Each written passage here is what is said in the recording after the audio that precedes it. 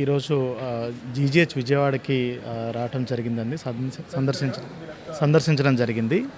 ఇక్కడ ఒక 5 cases of gastroenteritis acute diarrhoeal disease మనకి పేషెంట్స్ ఉన్నారు. ఇందులో ఈ 5 కేసుల్లో కూడా యాజ్ ఆఫ్ నౌ ఒక 4 పరిస్థితి బాగానే ఉంది.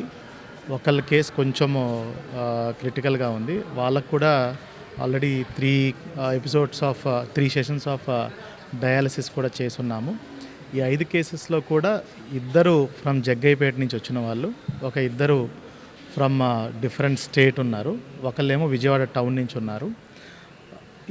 అదే కాకుండా మనకి జగ్గయ్యపేట సిహెచ్సి పరిధిలో సుమారుగా గడిచిన 4 రోజుల్లో ఒక 46 మందికి ఈ వాంతులు విరేచనాలతో అడ్మిట్ చేయటం జరిగింది.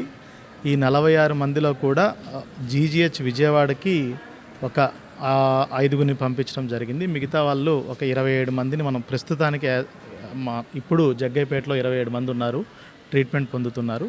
మిగతా వాళ్ళందరికీ కూడా ట్రీట్మెంట్ అందించి వాళ్ళకి డిశ్చార్జ్ చేయడం జరిగింది. జగ్గయ్యపేటలో ఉన్నటువంటి 27 మంది పరిస్థితి కూడా స్టేబుల్గానే ఉంది, ఎటువంటి ఇబ్బంది లేదు. అక్కడ రౌండ్ ద క్లాక్ మనకు అందరు స్పెషలిస్టులు కూడా అందుబాటులో ఉన్నారు.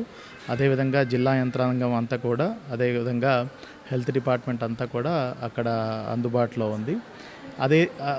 ఏదైతే ఈ 46 కేసెస్ వచ్చాయో ముఖ్యంగా జగ్గయ్యపేట మండలం, అదేవిధంగా వాత్సవాయి మండలంలోంచి రిపోర్ట్ అయినటువంటి కేసెస్. ఏదో ఒక విలేజ్ నుంచి అని కాకుండా జగ్గయ్యపేట మండలంలో కూడా టౌన్లోంచి కొన్ని, అదేవిధంగా టౌన్లో ముఖ్యంగా ఎస్ఎంపేట అనే స్ట్రీట్లోంచి మనకి ఎక్కువ రిపోర్ట్ అయినాయి, సుమారు ఒక 10-12 కేసులు. చుట్టుపక్కల రూరల్ ఏరియాస్ ఆఫ్ జగ్గయ్యపేట మండలం నుంచి కూడా ఒక 25-26 కేసెస్ వచ్చున్నాయి. ప్రస్తుతానికైతే ఇంటింటికి మనము ఏఎన్ఎం ఎంఎల్హెచ్పిని పంపించి ఇంటింటికి సర్వే చేయించి ఇంకెవరికన్నా వాంతులు విరోచనాలు అనేవి ఉన్నాయేమో చెక్ చేయిస్తున్నాము. సో రౌండ్ ద క్లాక్ మనకు టీమ్స్ వెళ్తున్నాయి, ఇంకెవరికన్నా ఈ సిమ్టమ్స్ ఉన్నాయో వాళ్ళని ఐడెంటిఫై చేయడం జరుగుతుంది. అదేవిధంగా మనకి అందరికీ అక్కడ మెడికల్ క్యాంప్స్ కూడా పెట్టడం జరిగింది. ఎవరికైతే ఏదైనా వాంతులు విరోచన అయిన వాళ్ళకి కూడా ఐవీ ఫ్లూయిడ్స్ మనము ఇవ్వడం జరుగుతుంది.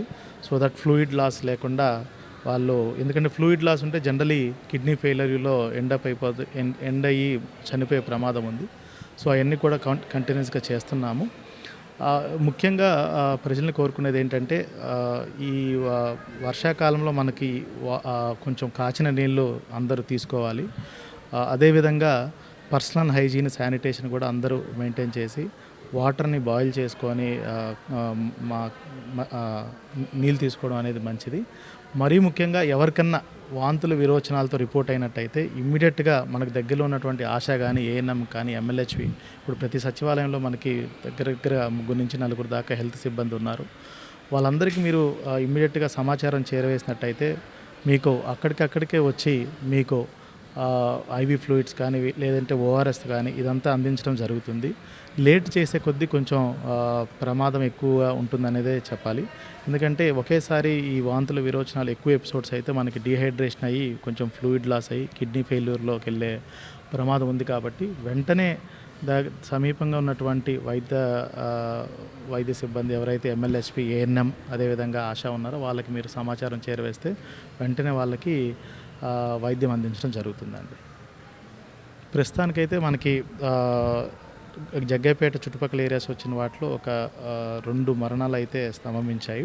ఈ 2 మరణాలు కూడా ఒకరికేమో అక్యూట్ గ్యాస్ట్రోఎంటరైటిస్ అంటే వాంతులు విరోచనాలు ఒక 15 వితిన్ మ్యాటర్ ఆఫ్ 4-5 అవర్స్ రావటం. సిహెచ్సి జగ్గయ్యపేటకి వాళ్ళు బ్రాడ్ డెత్గా వచ్చారు, అంటే ఇంట్లోనే కొలాప్స్ అయిపోయారు. ఓవర్ నైట్ అది జరిగింది, అది 21st మార్నింగ్ జరిగింది.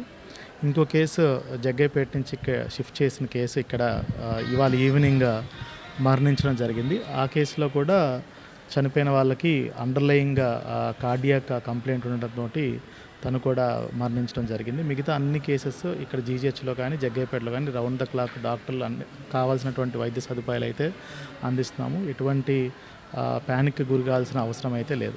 ఏదైనా సిమ్టమ్స్ ఉంటే వెంటనే దగ్గర ఉన్నటువంటి వైద్య సిబ్బందికి అయితే మాత్రం సమాచారం చేరవలసిందిగా కోరుతున్నాను.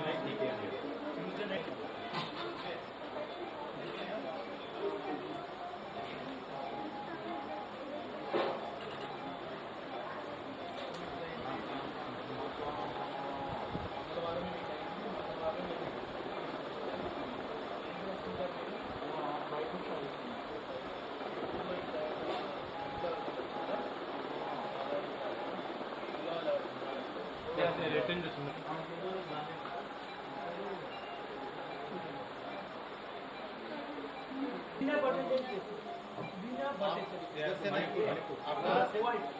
आप कहाँ से? करतल।